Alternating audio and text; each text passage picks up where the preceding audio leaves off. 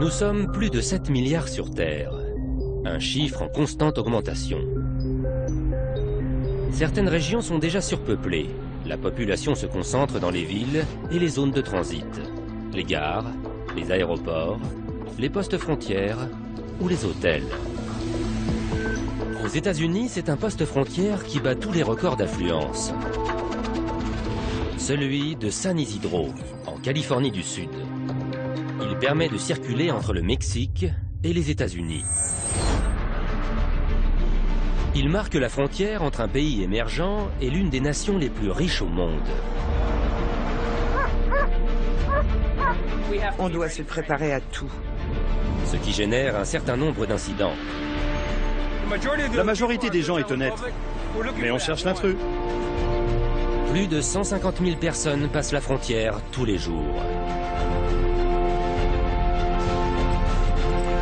Il y a 17 voies en direction du nord et 6 en direction du sud. Des centaines d'agents contrôlent le flux incessant. On va commencer à fouiller sérieusement la voiture. Ils guettent les trafiquants, les clandestins et parfois les terroristes qui tentent de pénétrer aux États-Unis. Voici 24 heures dans les coulisses de San Isidro, le poste frontière le plus fréquenté au monde.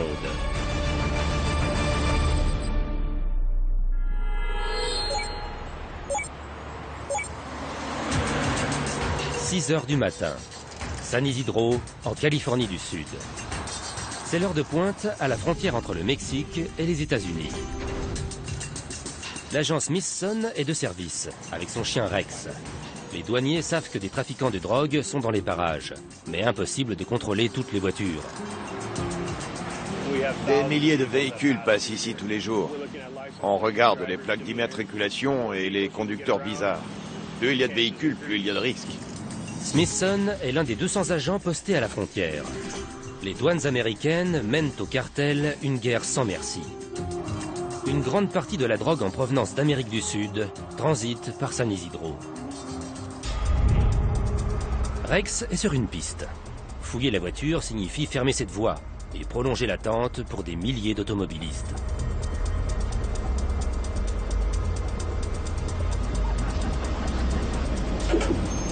Mais Smithson fait confiance à son chien et il intervient. À cette heure-ci, la plupart des conducteurs en route vers les États-Unis se rendent au travail. Et ils n'ont pas de temps à perdre. C'est censé prendre moins d'1 heure. Il a fallu 2 heures et 45 minutes. Je me lève à 3 heures du matin pour venir ici. Fausse alerte. Les douaniers ne trouvent rien dans la voiture. Les chiens sont dressés pour reconnaître l'odeur de drogue. Le conducteur n'a la voiture que depuis 6 semaines. L'odeur vient peut-être d'avant. Le chien a fait plusieurs fois le tour et il n'a rien trouvé. Smithson libère la voie le plus vite possible. Il doit reprendre immédiatement sa surveillance. Les cartels profitent de la circulation très dense pour passer leurs marchandises. Ils savent que les douanes sont débordées à cette heure-ci. Ça ne veut pas dire qu'ils réussissent toujours. Smithson et Rex ont déjà envoyé un véhicule suspect à l'inspection ce matin. Le véhicule venait d'entrer aux États-Unis. Rex a senti quelque chose au niveau du réservoir d'essence. J'ai tapé dessus, il m'a paru très dur. Le chien n'arrêtait pas d'y retourner. Il a essayé de monter dans la voiture.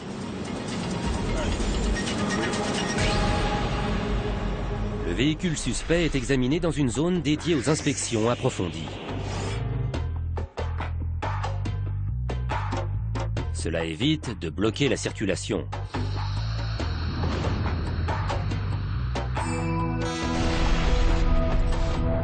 Les agents Wright et Jones sondent le réservoir de la voiture. Il ne devrait pas être dur comme ça. C'est du plastique, mais quand même. Il y a quelque chose qui appuie dessus. Et je ne crois pas que ce soit de l'essence. En cellule, le conducteur attend nerveusement. Wright est certain que le réservoir est plein de drogue. Mais il lui manque une preuve.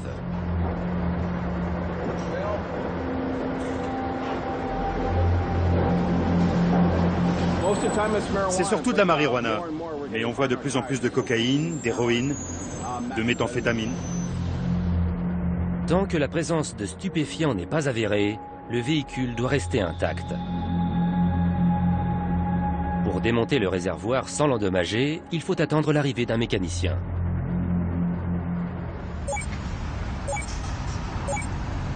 « 6h30. L'heure de pointe atteint son paroxysme.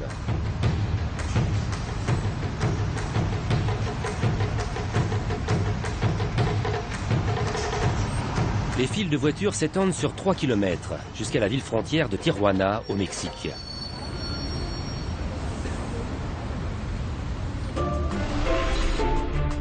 Le poste frontière de San Isidro est divisé en 4 zones. 6 voies en direction du Mexique, au sud, 17 en direction des États-Unis, au nord, et 2 zones couvertes réservées aux piétons de chaque côté. La frontière est ouverte 24 heures sur 24, 7 jours sur 7. Et il y a toujours du monde. 150 000 personnes en moyenne traversent chaque jour, soit plus de 50 millions par an. Le poste de San Isidro est saturé. La seule solution est d'agrandir le site. Un poste frontière flambant neuf est en construction. 7 des 24 voies en direction des États-Unis ont dû être fermées provisoirement. Les travaux compliquent le travail quotidien des douanes et de la police. Les temps d'attente sont multipliés et les usagers perdent patience. À Tijuana, on fait la queue depuis 1h16. Ouais, on doit se préparer à attendre. Si on échappe à l'inspection approfondie, on en a encore pour 1 heure. En ce moment, San Isidro est un gigantesque chantier, sauf qu'il n'est pas interdit au public. Ceux qui veulent passer la frontière illégalement profitent de la confusion. Les inspecteurs doivent redoubler de vigilance.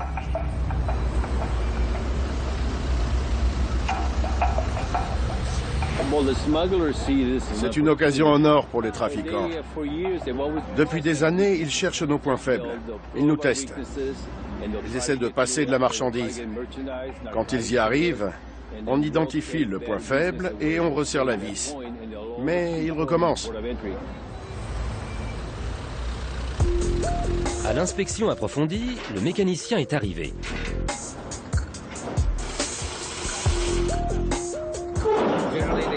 Ils essaient d'en passer le plus possible. C'est leur gagne-pain.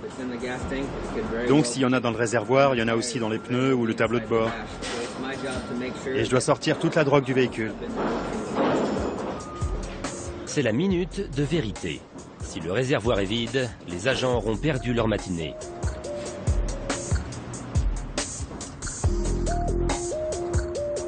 Mais Jones trouve rapidement ce qu'il cherche. Ce réservoir est rempli de stupéfiants. Même à ce stade, la saisie doit être confirmée avant de désosser entièrement le véhicule. Les analyses sont faites sur place pour gagner du temps. Si le résultat est positif, le conducteur sera remis à la police de San Diego. La rotation doit être rapide pour laisser la place au suivant.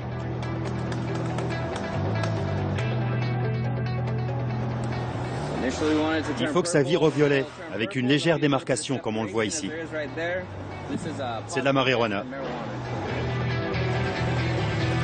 Les douaniers n'ont plus besoin de se soucier de l'état du véhicule. Ils peuvent le mettre en pièces.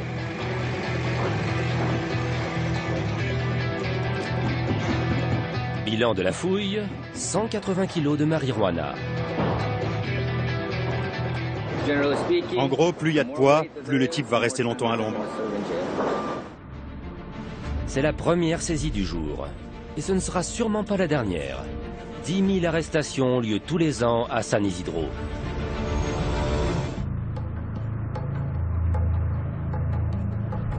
Le jour se lève. Le flot de véhicules ne diminue pas. Sur le million de personnes qui va pénétrer aux États-Unis aujourd'hui, 1 sur 8 va choisir ce point d'entrée.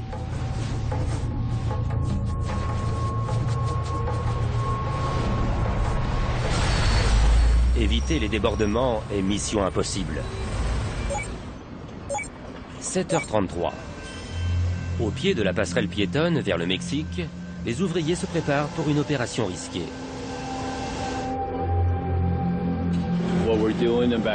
On a fermé la voie pour piétons car on doit faire passer ce lampadaire de 30 mètres de l'autre côté de la passerelle. Oscar Preciado est l'ancien responsable du site, officiellement à la retraite. Il a été rappelé pour diriger ce projet.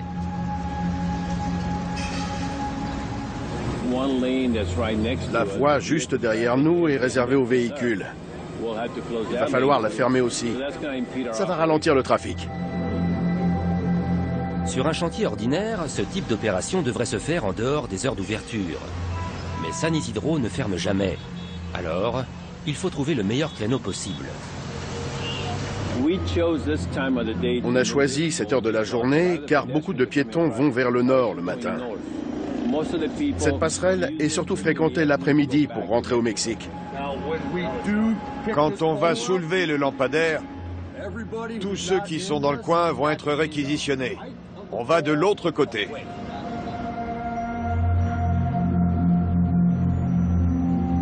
Les ouvriers ont 2 heures pour intervenir. Ils doivent terminer avant 9 heures pour limiter l'impact sur la circulation. Ils sont à cran, car l'an dernier, une catastrophe s'est produite.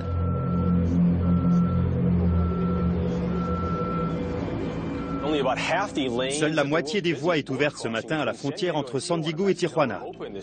Un échafaudage s'est effondré hier sur 8 files de voitures en direction du nord.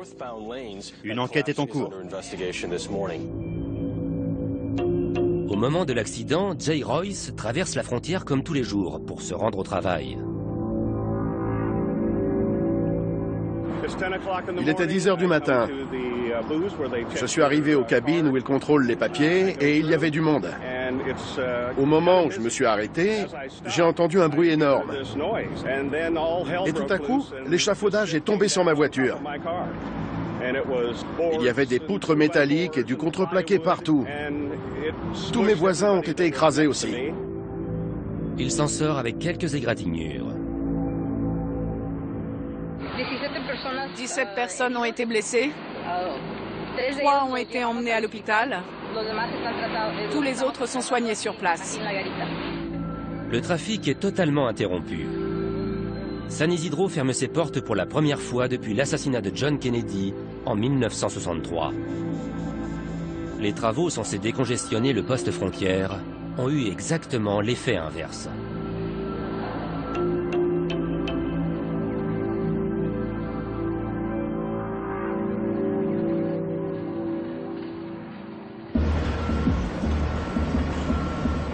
Ce matin, déplacer le lampadaire est plus difficile que prévu, et il leur tourne. Les câbles sont en train de s'en mêler. Ce qu'on peut faire, c'est essayer de tourner la lampe dans l'autre sens. Le problème, c'est que ça pivotera jamais. Et t'as une autre idée? On est dans une impasse, là. Il faut rouvrir la passerelle piétonne. Mais pour l'heure, le lampadaire n'ira nulle part.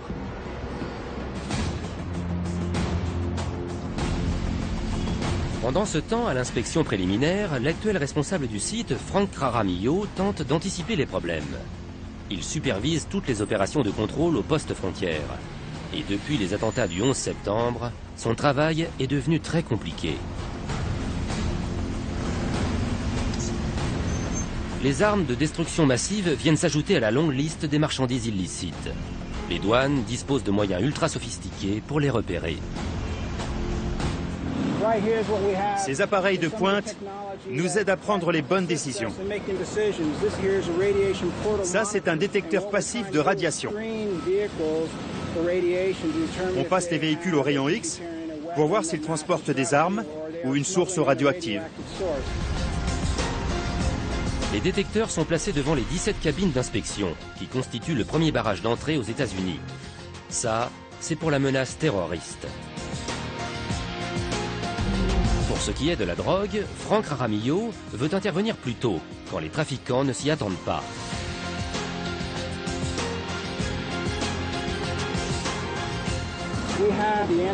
On a une brigade anti-contrebande.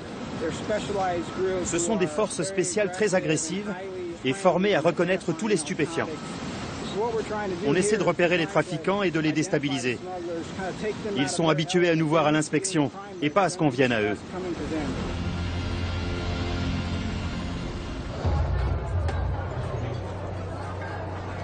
Malgré la fermeté des mesures, un seul individu malveillant suffit à tout paralyser. Une alerte à la bombe vient d'être donnée en zone piétonne. Elle a l'air calme, mais dangereuse. Je m'y frotterai pas. Et elle a un gros flingue.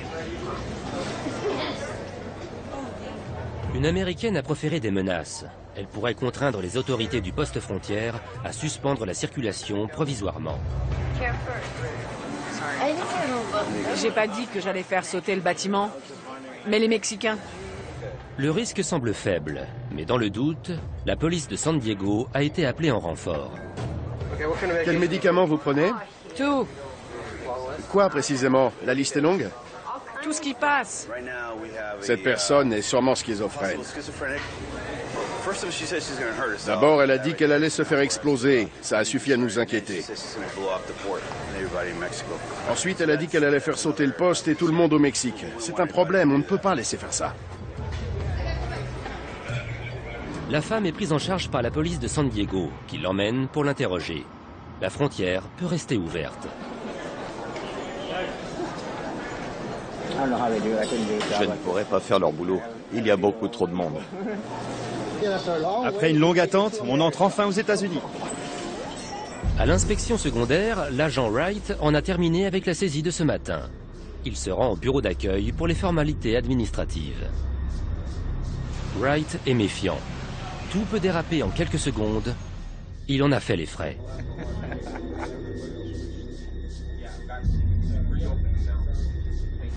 Le 22 mars 2007, je faisais des heures supplémentaires.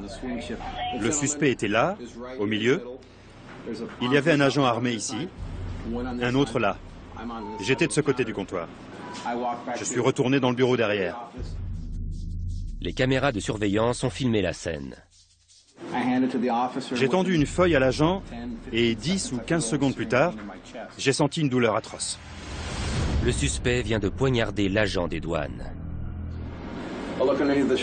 J'ai regardé sous ma chemise. Je n'avais pas de gilet pare-balles et j'ai vu du sang. Il paraît que je me suis évanoui et que je suis devenu tout blanc. Ils m'ont ranimé, j'ai repris connaissance et j'ai compris que j'avais été poignardé. C'était un petit couteau à steak de 15 cm. Mon poumon droit s'est effondré. J'ai eu un drain pendant 3 jours. J'ai passé 5 jours et demi à l'hôpital. Ils ont dû aller chercher ma femme. Elle était dans tous ses états. Elle n'a pas voulu emmener mes filles.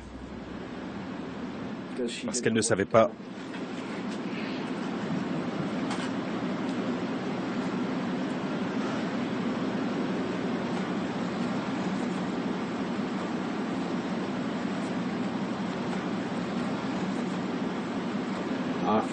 Avant de reprendre du service, je n'ai eu que 32 jours d'arrêt.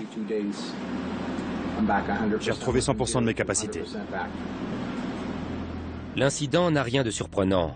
Étant donné le taux de fréquentation de San Isidro, le risque de débordement est élevé.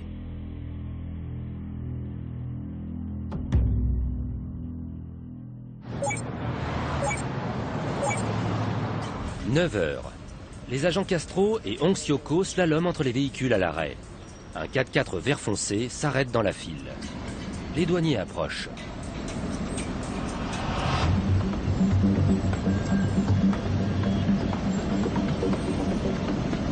L'agent Onxioko examine la roue de secours avec une sonde. Elle lui indique si le pneu contient autre chose que de l'air.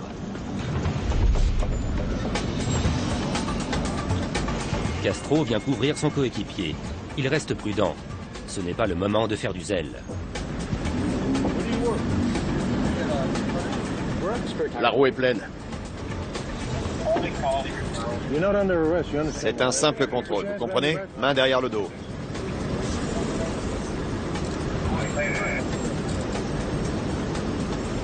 Vous avez vos papiers?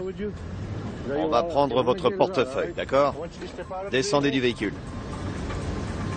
Vous n'êtes pas en état d'arrestation. On veut simplement fouiller votre véhicule. C'est par là. Vous pouvez prendre son portefeuille? Il a ses papiers?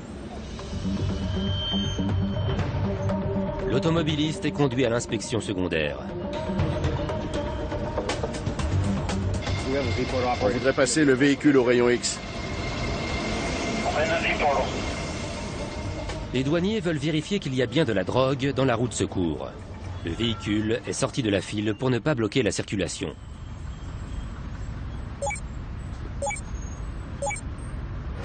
« 9h11. Au pied de la passerelle, le lampadaire n'a pas bougé d'un pouce. Le passage piéton est fermé depuis 3 heures, au lieu des 2 prévus.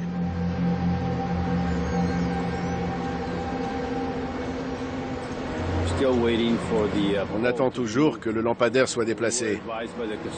Le chef de chantier nous a prévenu qu'il y avait des problèmes de câbles, que le poteau risquait de se prendre dedans. Donc, on attend qu'une solution soit trouvée. On va l'immobiliser Par le pied. et mettre des chaînes. Normalement, il ne devrait plus bouger. OK? Ce retard est problématique. Pendant l'heure de pointe du matin, la circulation est presque à sens unique en direction des États-Unis. Mais l'après-midi, tout le monde rentre au Mexique.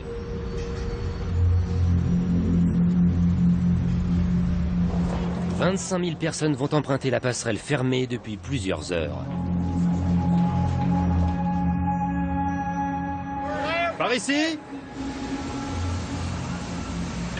À l'inspection secondaire, l'agent Castro s'attaque à la roue de secours du véhicule.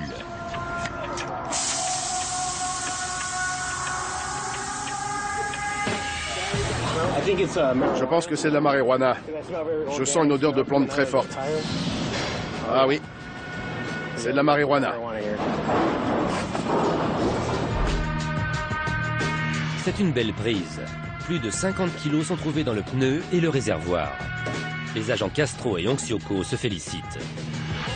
Le conducteur de la voiture risque plusieurs années de prison.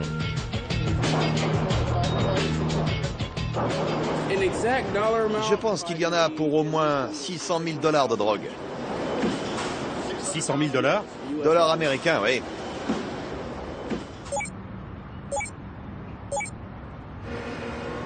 « 11h07. Sur le chantier, avec plus de 3 heures de retard, le lampadaire est enfin prêt à être déplacé.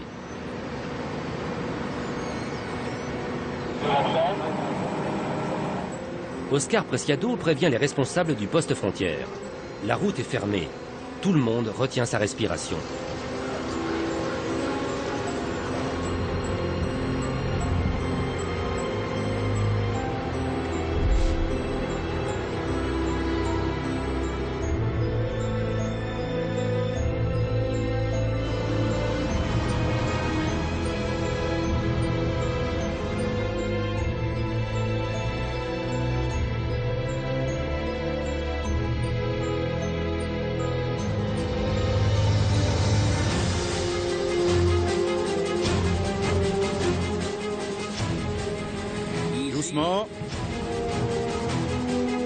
Mais au moment de fixer le pied du lampadaire sur son socle, l'une des tiges ne s'emboîte pas correctement.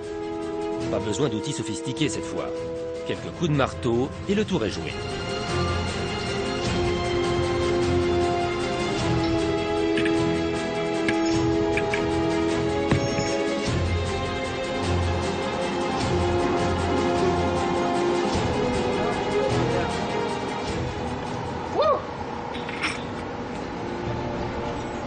Le lampadaire est en place.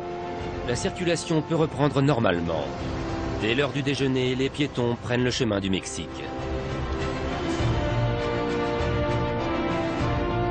Le plus difficile, c'est de rester ouvert pendant les travaux. C'est comme changer un pneu sur une voiture qui roule. Les usagers partis travailler ce matin commencent à affluer dans la direction opposée. L'heure de pointe du soir se prépare.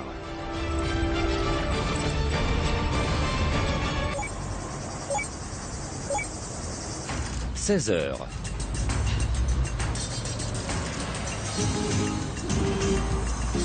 Beaucoup de Mexicains se rendent à pied à San Diego, de l'autre côté de la frontière. Donc, même à l'heure des retours, la circulation vers Tijuana reste fluide. Mais, dans l'autre sens, c'est toujours 4 fois plus long de pénétrer aux États-Unis. On a entre 1h30 et 2 heures de délai.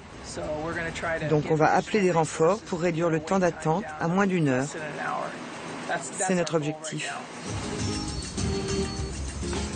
Les mesures de sécurité renforcées retardent considérablement le passage de la frontière. Pour les habitués qui montent tous les jours de Tijuana à San Diego, c'est devenu la routine. Ils sont sacrifiés au nom de la sécurité.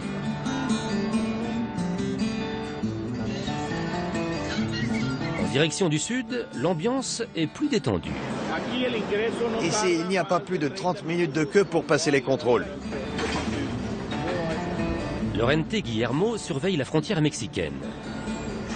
Notre mission est de gérer les flux. On doit faciliter le passage des touristes venus des États-Unis, mais aussi s'assurer que des objets illicites n'entrent pas chez nous, notamment des armes, des devises ou de la drogue. À première vue, c'est la même mission des deux côtés de la frontière. Sauf qu'en direction du nord, le trafic de drogue est autrement plus conséquent. Autrefois, il fallait 40 minutes pour entrer aux États-Unis. Maintenant, il faut 4 heures. C'est totalement absurde. Ça ne devrait pas être si long.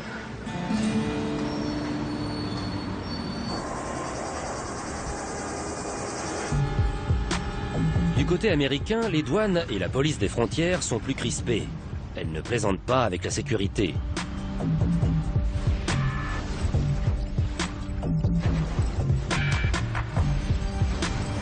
L'attitude plus détendue des Mexicains permet de réduire considérablement le temps d'attente. Mais elle rend aussi plus facile l'entrée illégale aux États-Unis.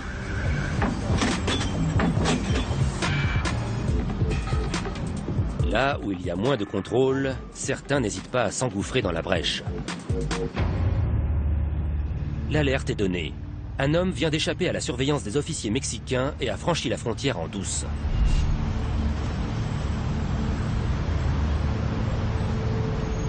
C'est une vieille astuce. Pendant longtemps, les clandestins passaient par centaines pour faire diversion. Les agents de San Isidro ont appris à se méfier.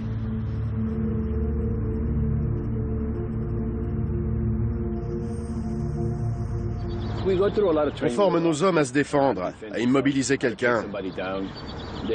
Ces gens n'ont pas seulement des armes à feu, mais du gaz ou des matraques. Malheureusement, ils sont souvent hostiles. Au poste de surveillance, l'agent Rossili venait de prendre son service quand l'alerte a été donnée. Quand on travaille ici, il faut se préparer à tout. À 16h38, on a reçu un premier appel radio pour nous annoncer qu'on avait un clandestin à pied. Un homme remontait toutes les voies en courant en direction du nord. C'est notre point faible et on doit réagir vite. 6 agents emmènent l'homme à l'inspection. Mais il n'est qu'à 100 mètres de la frontière mexicaine. S'il se libère et passe de l'autre côté, la police américaine ne pourra plus rien faire. Si quelqu'un s'échappe, ce qui est très rare, on contacte les autorités mexicaines pour qu'elles l'arrêtent de l'autre côté. Elles ne nous le remettent pas toujours, mais au moins elles nous fournissent des informations sur son identité. Cette fois, le clandestin est placé en garde à vue. On fait une enquête sur lui, on regarde s'il a des antécédents et on décide de la procédure à engager. L'homme voulait passer du Mexique aux États-Unis. Il y a quelques années, l'agent Al Morales a interpellé un homme qui tentait désespérément de passer la frontière dans l'autre sens. Il était 10 ou 11 heures du matin quand on nous a signalé un fugitif. Très tôt ce matin, à Los Angeles, un cambrioleur a échappé à la police. Pendant 2 heures, il a roulé en direction du sud, parfois à 145 km/h. Il a été contraint de s'arrêter à la frontière avec le Mexique en raison de la circulation. Son véhicule a été cerné par 20 policiers armés. L'agent Morales intervient. Je m'approche et je vois un homme au volant et un bébé à l'arrière. Il prend l'enfant et sort un couteau de sa poche. Le suspect s'appelle Eddie Price. L'enfant est son fils de 12 mois. Il me supplie de le laisser passer au Mexique. Je lui dis que s'il me donne l'enfant, je le laisserai partir. J'essaie de lui prendre, mais il ne me le donne pas. Je lui dis qu'on annule le marché, que je ne lui fais pas confiance. Mais il me promet de me donner l'enfant à la frontière. Je lui dis d'accord, je veux mettre l'enfant en sécurité. À l'approche de la ligne, il me jette le bébé. Je l'ai rattrapé et confié à un autre officier. Eddie Price avait perdu la garde de son fils et voulait quitter les États-Unis avec lui. On a fait notre boulot. Personne n'a été tué ni blessé. On a récupéré l'enfant, mission accomplie. Des histoires comme ça arrivent tout le temps à San Isidro, c'est inévitable. Un enlèvement d'enfants reste malgré tout exceptionnel, contrairement aux saisies de drogue devenues une réalité quotidienne. 18h16. À l'inspection secondaire américaine, la routine suit son cours. Les douaniers sont bien décidés à faire des saisies records. Surtout l'agent Baumsteiger, une légende à lui tout seul.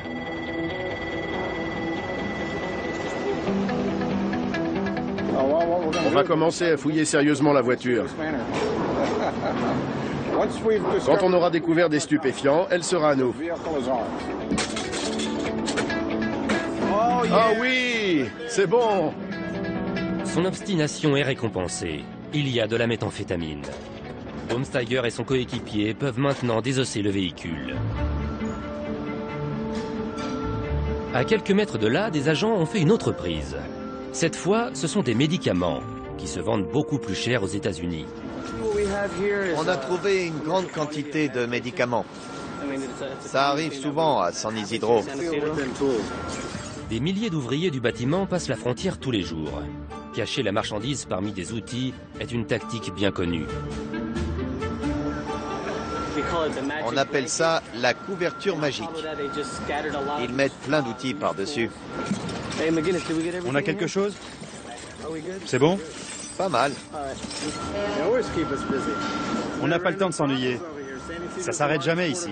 Tout le monde passe par là pour aller à San Diego. C'est de la folie. L'an dernier, les douaniers ont saisi plus de 150 tonnes de drogue.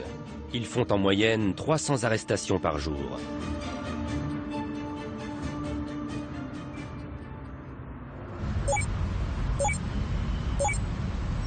« 19h55. Le soleil se couche à la frontière.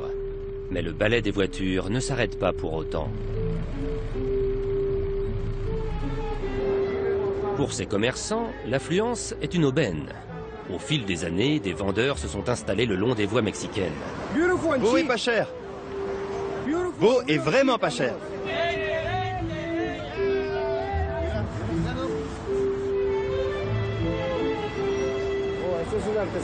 C'est de l'artisanat mexicain. Tout est authentique. La plupart des gens qui passent par là sont mexicains.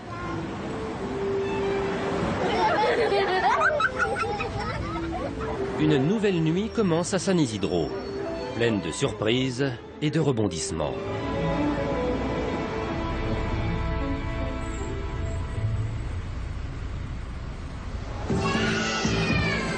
Dans la zone réservée aux piétons, une femme est en difficulté.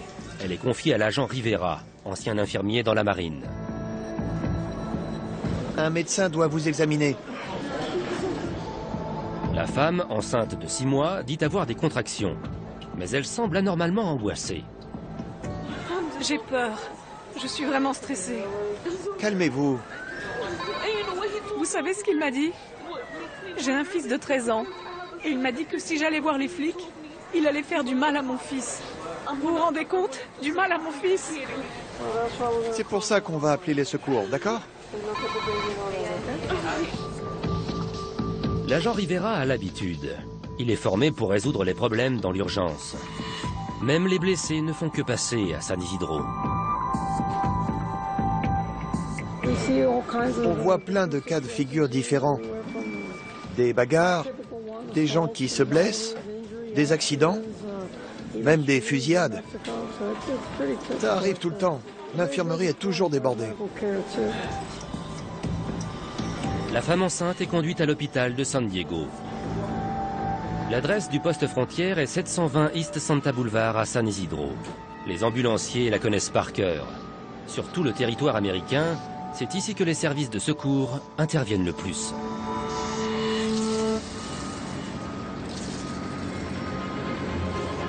À l'inspection secondaire, il a fallu à l'agent Baumsteiger plus de 2 heures pour venir à bout du véhicule suspect.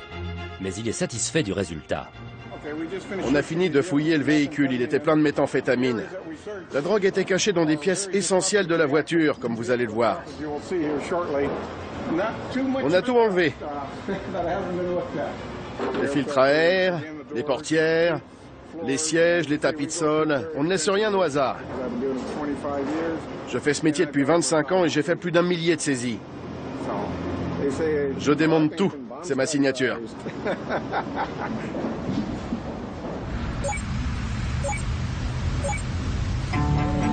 Tard dans la soirée, le flux de véhicules commence enfin à diminuer.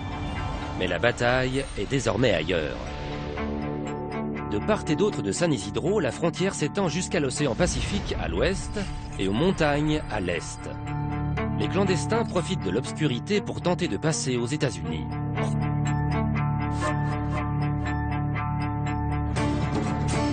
Pour les en empêcher, la police des frontières doit rivaliser d'ingéniosité. À terre, des officiers patrouillent dans le noir. Dans le ciel, des hélicoptères de l'armée américaine scannent les environs.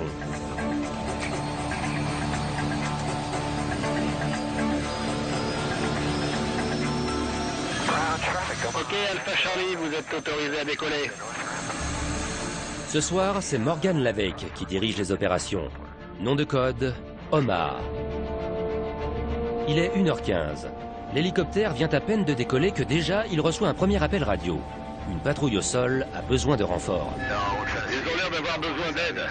Ils ont trouvé quelque chose. Lui non plus n'a jamais de répit.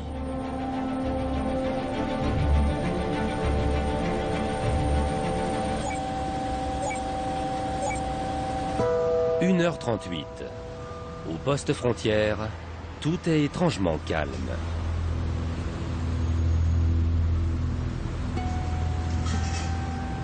Mais le long du mur qui sépare les États-Unis du Mexique, c'est l'heure de pointe pour les passeurs.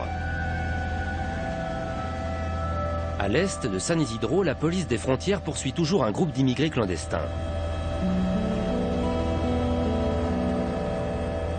L'hélicoptère de l'armée a été appelé en renfort.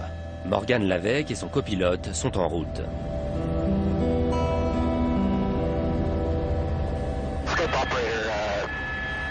On a repéré un groupe de 5 individus. 3 agents sont à leur trousse, dont un avec un chien. Je vais scanner les environs. Le périmètre est plongé dans la pénombre et l'hélicoptère doit se fier à un système de caméras infrarouges. On fait le point et on règle la luminosité et le contraste. Donc on peut l'utiliser quelle que soit la température à terre. Les agents à terre portent des jumelles de vision nocturne, mais avec la végétation, ils avancent souvent à l'aveuglette. J'entends rien du tout. Je ne sais pas s'il y a quelqu'un. Impossible de savoir quelle direction ils ont prise. Quand ils entendent l'hélico arriver, ils se cachent vraiment là où ils peuvent. La caméra infrarouge permet de repérer un individu à la température de son corps. Du ciel, il est facilement visible.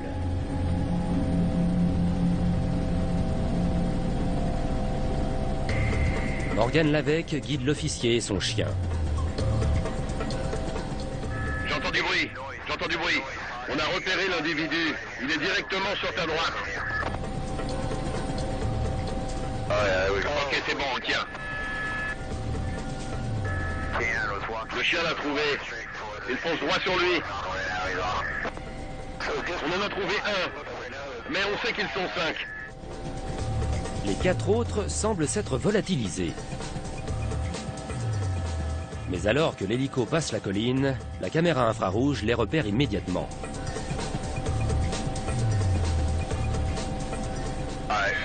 C'est bon, je l'ai.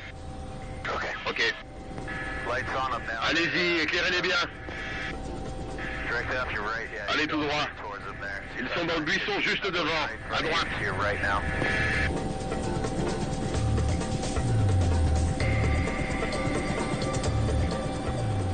C'est bien. Au boulot. La police va reconduire les clandestins à la frontière. L'hélicoptère peut repartir vers une nouvelle mission.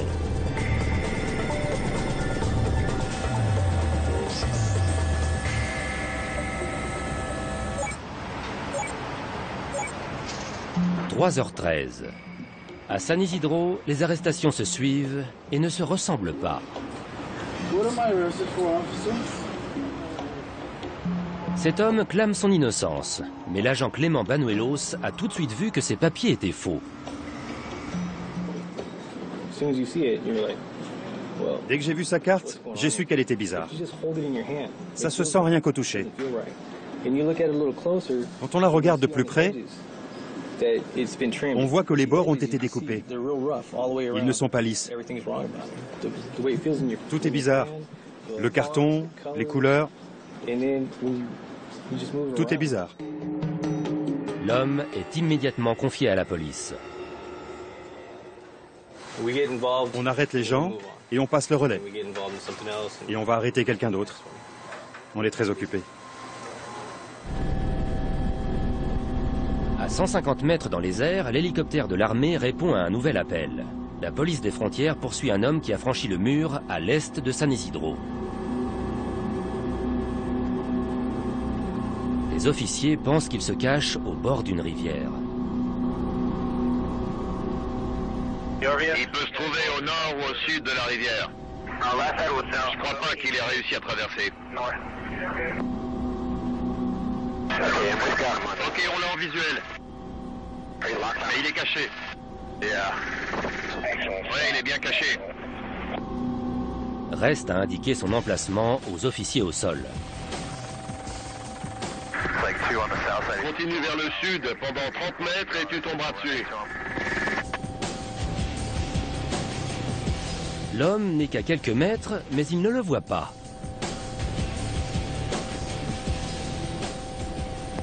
Il est à tes pieds, à droite.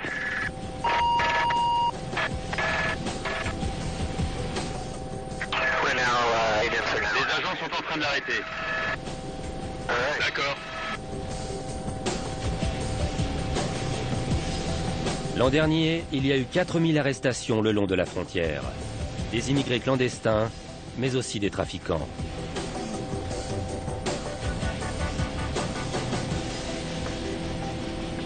La nuit se termine et l'hélicoptère peut enfin rentrer à la base.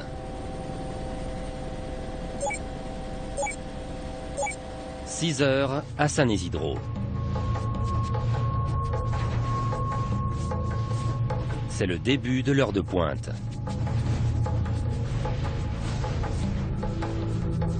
Comme tous les jours, 150 000 personnes vont franchir la frontière américano-mexicaine d'ici ce soir. Une fois de plus, les douaniers et les trafiquants vont se tester et parfois même s'affronter. Les agents sont sur le pied de guerre. Notre mission est de protéger la frontière et notre pays. On ne baisse jamais la garde. Que ce soit à Noël ou au 1er de l'an, on est toujours là, fidèles au poste à faire notre travail. Et on mise tout sur nos hommes en première ligne. La majorité des gens est honnête, mais on cherche l'intrus. Aujourd'hui encore, les agents des douanes vont devoir ouvrir grand leurs yeux et leurs oreilles. La journée sera longue au poste frontière de San Isidro.